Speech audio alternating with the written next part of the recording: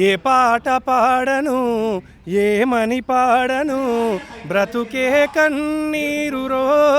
రయ్యా బ్రతుకే కన్నీరు మగబిడ్డనైననని నన్ను మెచ్చుకున్నారు సాగుభూములమ్మేసి నన్ను చదివించారు డిగ్రీలు పుచ్చుకొని దిక్కులు చూస్తున్నాను ఏ పాట పాడను ఏమని పాడను బ్రతుకే కన్నీరు రయ్యా బ్రతుకే కన్నీరు ఆశలు పెంచుకున్న అమనన పెంచలేను తోబుట్టు చెల్లెలుకి తోడునే తేలేను జోగినై తిరుగుతున్నా నిరుచోగిని నేను ఏ పాట పాడను ఏమని పాడను బ్రతుకే కన్నీరు రయ్యా బ్రతుకే కన్నీరు ఉద్యోగ ప్రకటనలు ఎన్నెన్నో వస్తున్నాయి ముందుగానే పరీక్ష పేపరు లీకేజులవుతున్నాయి పేద బిడ్డల బ్రతుకే ఆగం అవుతున్నాయి ఏ పాట పాడను ఏమని పాడను బ్రతుకే కన్నీరు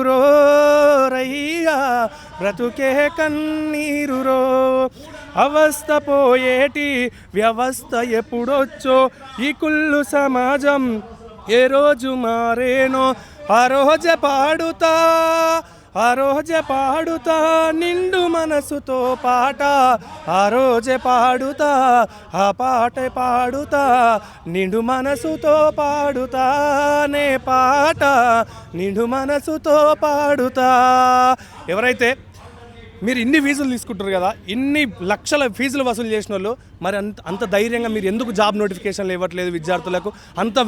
విలువైన విద్యను ఎందుకు అందించట్లేదు అంత ధైర్యంగా మీరు ఇన్ని ఫీజులు మీ ద్వారా మేము వసూలు చేసినాం ఇన్ని ఫీజులు మేము మీ దగ్గర తీసుకున్నాం ఖచ్చితంగా మేము కూడా మీకు సహకారంగా ఖచ్చితంగా మేము ఇన్ని జాబ్ నోటిఫికేషన్లు ఇస్తాం ఇన్ని ప్రైవేట్ డెవలప్మెంట్లు చేస్తాం సంస్థలు దాని ద్వారా మీరు అక్కడ ఉద్యోగం పొందవచ్చని మీరు ఎందుకు డెవలప్మెంట్గా చెప్పలేకపోతున్నారు ఇంకొకటి ఆత్మహత్యలు మేము ఆపుతామని ఎందుకు చెప్పలేకపోతున్నారు ఎందుకు కాంట్రాక్టర్ల పేర్ల కాంట్రాక్టులకు ఇష్టానుసారంగా కాంట్రాక్టులు ఇచ్చుకుంటా విద్యా వ్యవస్థను దోపిడీ చేస్తూ ఉన్నారు ఒక విద్యా వ్యవస్థ అధికారి ఎవరైతే ఒక ఎమ్మెల్సీ వ్యక్తి ఉన్నాడో ఆయన ఇంటికి సగర్వంగా ఆయన కళాశాలకు ఆయన పాఠశాలకు మీరు పోయి ఎందుకు మీరు అలా ఓపెన్ చేస్తూ ఉన్నారు ఎందుకు మీకు కాంట్రాక్టర్లు ఇస్తున్నారా ఏమైనా కమిషన్లు ఇస్తూ ఉన్నారా